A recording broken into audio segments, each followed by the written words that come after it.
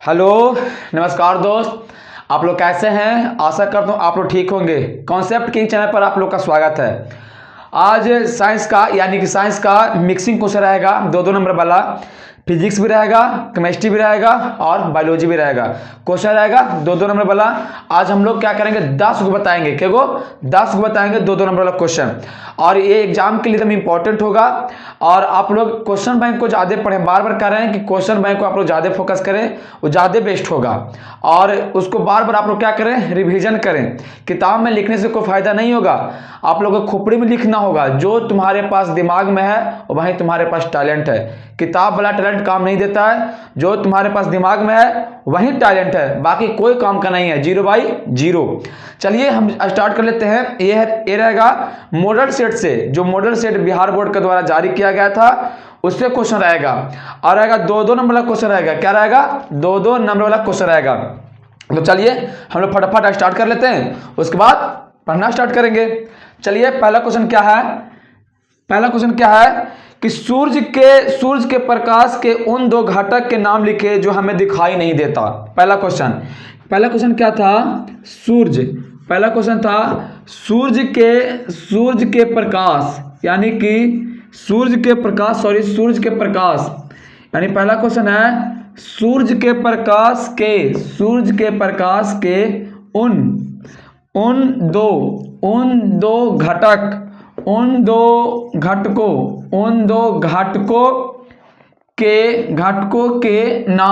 घटकों के नाम लिखिए। उन दो घटकों के नाम लिखिए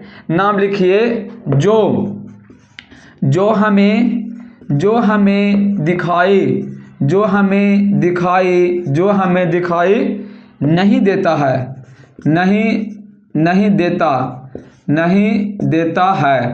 नहीं देता है। क्या कह रहा है कि सूर्य के प्रकाश के उन दो घटक के नाम लिखे जो हमें दिखाई नहीं देता है। सूर्य के प्रकाश के उन दो घटक के नाम लिखे जो हमें दिखाई नहीं देता है।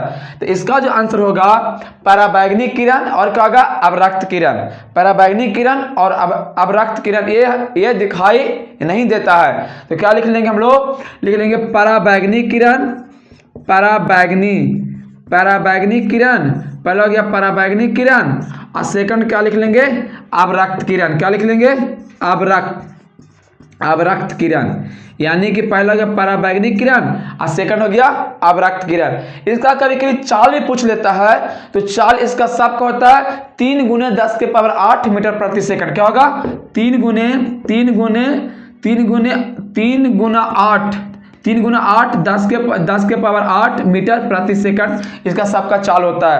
यानी टोटल का चाल कितना होता है? 3 × 10⁸ मीटर प्रति सेकंड। ये क्वेश्चन 2 नंबर में हो गया ना। अब चलते हैं क्वेश्चन आगे क्या कहता है। ये क्वेश्चन 2 नंबर का था। चलते हैं क्वेश्चन नंबर 2। क्वेश्चन 2 क्या कहता है? यानी कि सूर्य के प्रकाश के उन दो घटक के नाम लिखें जो हमें दिखाई नहीं देता है। जो हमें दिखाई नहीं देता है। अब चलते हैं क्वेश्चन नंबर 2। क्वेश्चन 2 क्या कहता है कि उत्तर यानी कि फ्लेमिंग के दाएं हाथ नियम को लिखें। क्वेश्चन 2 क्या कहता है? क्वेश्चन 2 कि फ्लेमिंग क्या कहता है? फ्लेमिंग के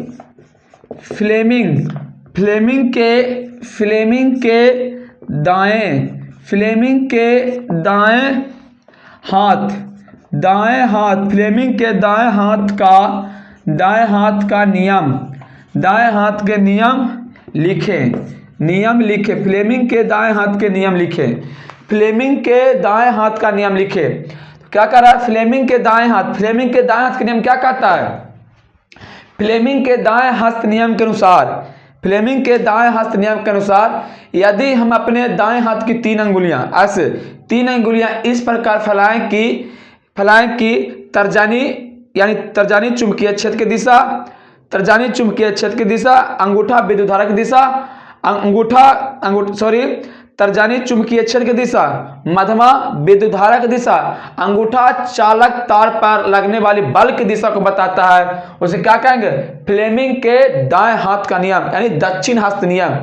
फ्लेमिंग के दक्षिण हस्त नियम सीधा क्या कहता है कि फ्लेमिंग के दक्षिण हस्त नियम के अनुसार, फ्लेमिंग के दक्षिण हस्त नियम के अनुसार यदि हम अपने दाएं हाथ की 3 अंगुलियां इस प्रकार फैलाते हैं कि तर्जनी चुंबकीय क्षेत्र की दिशा और मध्यमा विद्युत धारा की दिशा तथा अंगूठा चालक तार पर लगने वाली बल की दिशा को बताता है, उसे क्या कहेंगे? फ्लेमिंग का दक्षिण हस्त नियम यानी दाएं हाथ नियम। तो इसको लिख लेंगे हम लोग, क्या लिखेंगे? फ्लेमिंग। क्या लिखेंगे? फ्लेमिंग। फ्लेमिंग के दाएं हस्त के नियम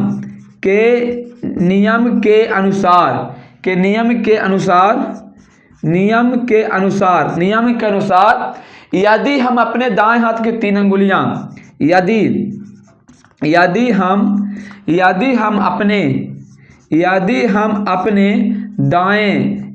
हम अपने दाएं हाथ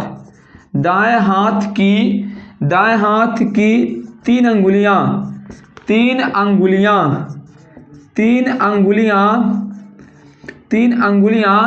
इस प्रकार फैलाते हैं कि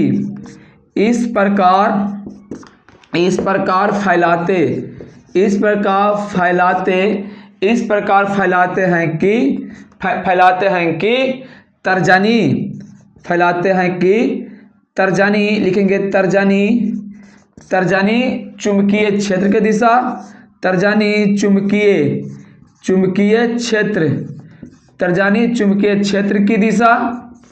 चुंबकीय क्षेत्र की दिशा तथा मध्यमा विद्युत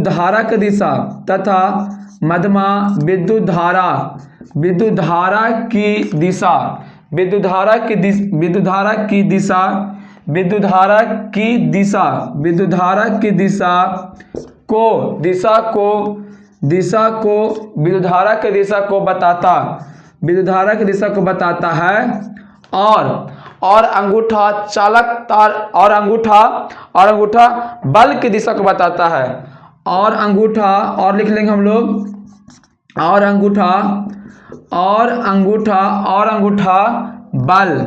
बल की दिशा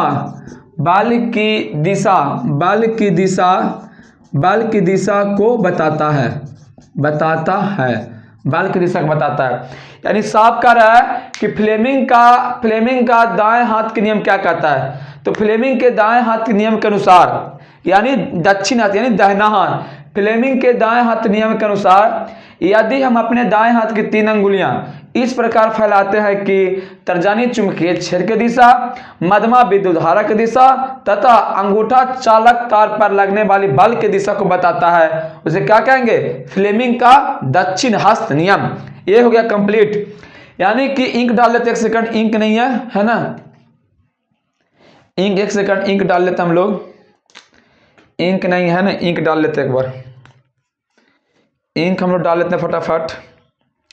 आप लोग वीडियो को जो लाइक नहीं करते हैं, कम से कम आप लोग वीडियो को लाइक करें और कमेंट जरूर करें। वीडियो आप लोग देख कर स्किप कर देते हैं तो कम से कम वीडियो को लाइक करें। इंक नहीं, आप लोग वीडियो को लाइक और शेयर जरूर करें।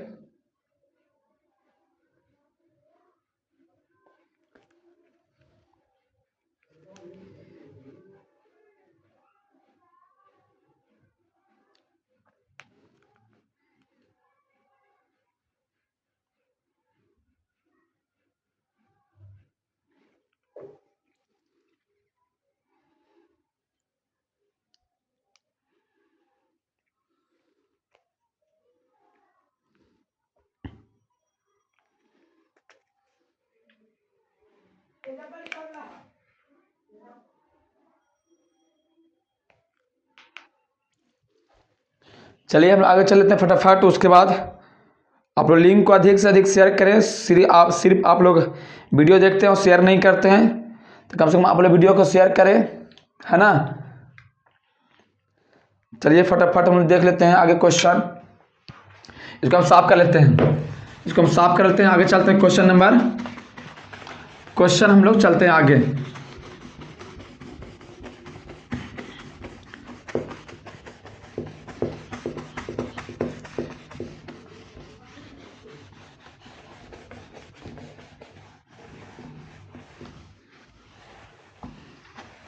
चलते हैं आगे। क्वेश्चन नंबर 2 क्या कहता है, क्वेश्चन 3 क्या कहता है कि केक और रोटी और केक फुलाने में हम लोग बेकिंग पाउडर का उपयोग क्यों करते हैं। क्वेश्चन कह रहा है कि केक या पावरोटी बनाने में केक या पावरोटी बनाने में बेकिंग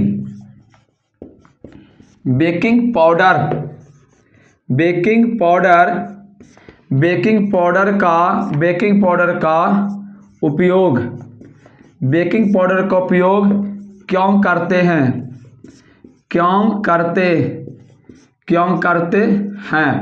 यानी क्वेश्चन कहा केक या पावरोटी बनाने में हम लोग बेकिंग पाउडर का उपयोग क्यों करते हैं। क्या कारण है कि आखिर हम लोग केक बनाने में और पावरोटी बनाने में बेकिंग पाउडर का उपयोग करते हैं, क्या कारण है। तो इसको लिख लेंगे, क्या कारण है कि यह क्या करता है कि अगर इसको हम लोग आगे बताओ कि बेकिंग पाउडर किसका बना होता है, तो बेकिंग सोडा एवं टार्टेरिक अम्ल का मिश्रण होता है। जब इसे जल में मिलाते हैं ना, जैसे इसको जल में मिलाएंगे ना तो कार्बन डाइऑक्साइड बाहर निकलेगा, और जैसे ही कार्बन डाइऑक्साइड बाहर निकलेगा तो क्या होगा, मुलायम हो जाता है और स्पंजी हो जाता है। इसीलिए केक या पावरोटी बनाने में हम लोग बेकिंग पाउडर का उपयोग करते हैं। तो लिख लेंगे इसको, हम लोग लिख लेंगे बेकिंग पाउडर, लिख लेंगे हम लोग बेकिंग, यानी कि बेकिंग पाउडर लिख लेंगे हम लोग बेकिंग पाउडर, बेकिंग सोडा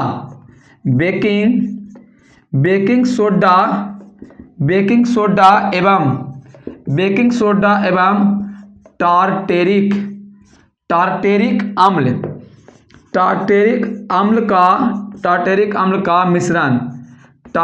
अम्ल का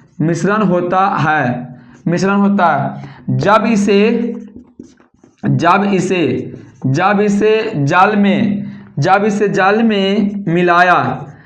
इसे जल में मिलाया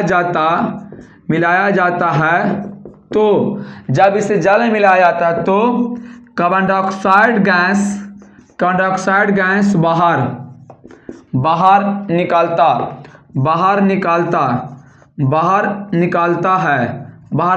है और बहुत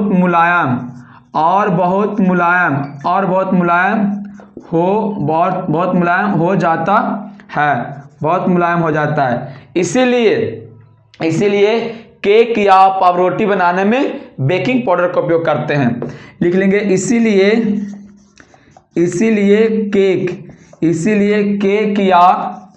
केक या पावरोटी बनाने में बेकिंग, यानी केक या पावरोटी बनाने में बेकिंग पाउडर का उपयोग करते हैं। बस सिंपल बात।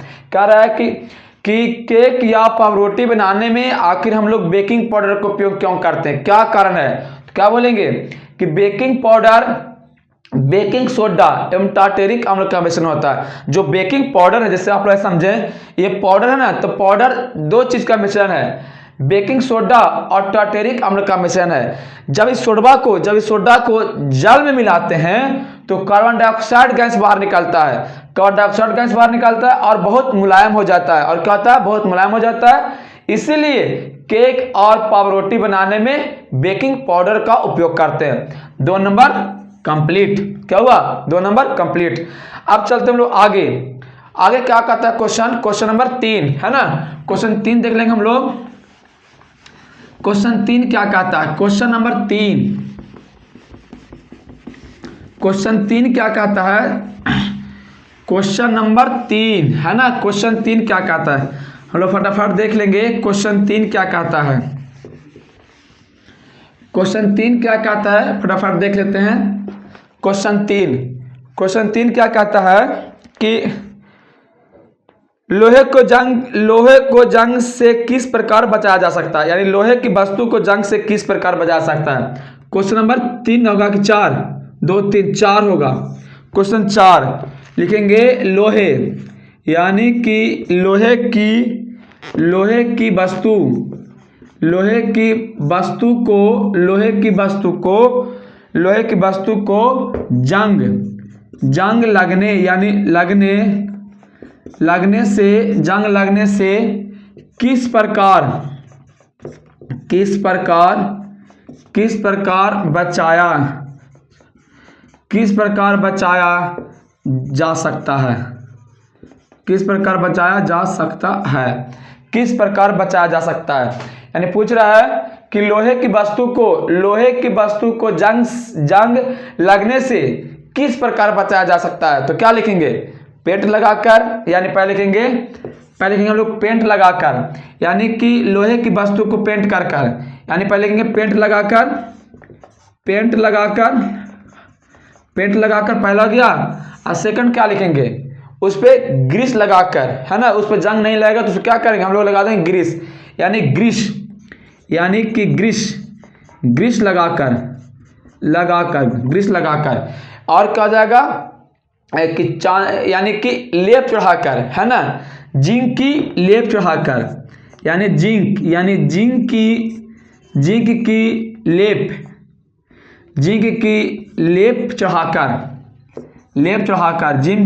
लेप चढ़ाकर, ये 2 नंबर हो गया। यानी कह रहा है कि लोहे की वस्तु को जंग से किस प्रकार बचाया जा सकता है? तो पेंट लगाकर, ग्रीस लगाकर, जिंक की लेप चढ़ाकर, इसको आप लिख दें, 2 नंबर हो जाएगा, है ना। अपना भाषा में उत्तर लिखें तो ज़्यादा बेस्ट होगा, सटीक होगा। चलते हम लोग आगे। क्वेश्चन नंबर 5 क्या कहता है? क्वेश्चन 5 क्या कहता है, आप लोग फटाफट देख लें। क्वेश्चन नंबर 5 क्या कहता है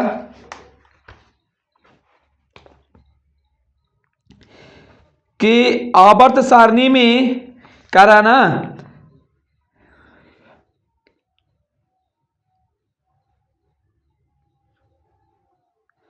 आवर्त सारणी में निष्क्रिय गैस को अलग क्यों रखा गया?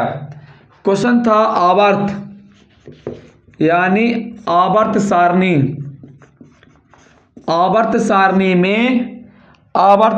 में उत्कृष्ट गैस को आवर्त सारणी में उत्कृष्ट गैस को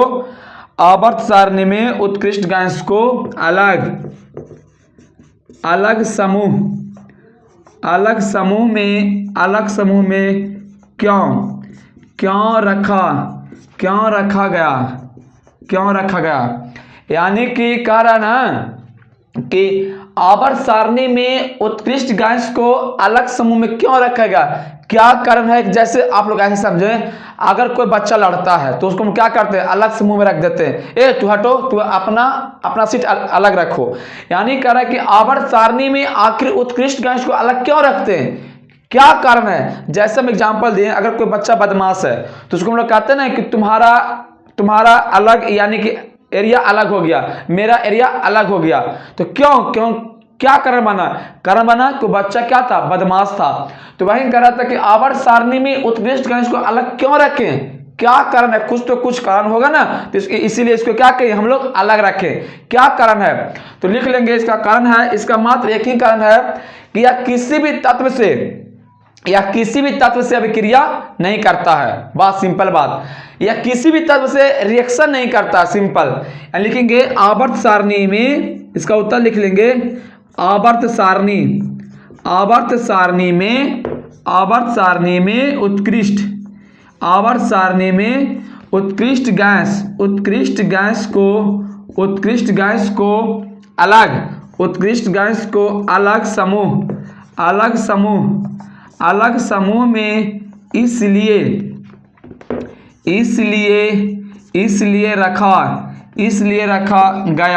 इसलिए रखा गया है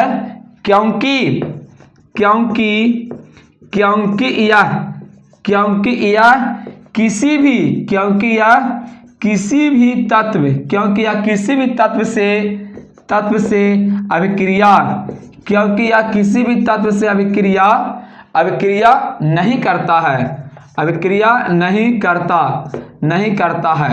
इसीलिए आवर्त सारणी में उत्कृष्ट गैस को अलग रखें। और कोई कारण नहीं बना, सिर्फ एक ही कारण बना कि आवर्त सारणी में उत्कृष्ट गैस को अलग क्यों रखें। तो क्या लिखेंगे, आवर्त सारणी में उत्कृष्ट गैस को इसलिए रखें क्योंकि यह किसी भी तत्व से अभिक्रिया नहीं करता है। अगर वीडियो समझ में आया होगा तो चैनल को सब्सक्राइब और लाइक और कमेंट जरूर करें। धन्यवाद।